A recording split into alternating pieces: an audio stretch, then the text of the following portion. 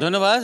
আজকে আমরা এখানে দেখতে পাচ্ছি যে ঠিক দ্বিতীয় বাইপাসের মোড়ে আপনার হাজার হাজার ছাত্র পলিটেকনিক্যাল ইনস্টিটিউটের তারা এখানে অবরোধ করেছে এবং অবরোধ করার পেছনে তাদের কিছু দাবি আছে এবং এই দাবিগুলো তারা তুলে ধরার চেষ্টা করছেন। বিশেষ করে তাদের সাথে ইঞ্জিনিয়ারিং ইউনিভার্সিটি থেকে পাশ করা ছেলেপেলেদের সাথে তাদের একটা দ্বন্দ্ব বেঁধেছে। সেই দ্বন্দ্বটার ব্যাপারে আমরা কথা বলতে চাই। আমরা যে কথাটা বলতে চাচ্ছিলাম সেই বিষয়ে তারা আমাদেরকে একটু জানাবে। ডিপ্লোমার বাবের এই দশম গেট, ডিপ্লোমার বাবের দশম গেট, এটা আমাদের দশম গেট, অন্য কারণ নয়। এটা আমাদের থাকবে, এটা বলতে হবে।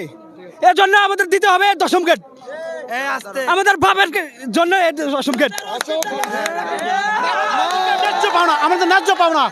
আমরা 1978 সাল থেকে দশম গ্রেড পোস্টে 100% মেধা দিয়ে চাকরি নিচ্ছি, ডিপ্লোমা ইঞ্জিনিয়ার উপসাগরের প্রকৃতি পোস্টে।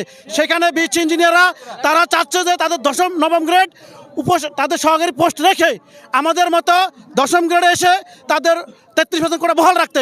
আমরা কেন মানি না, এটা কোনো সম্ভব নয়।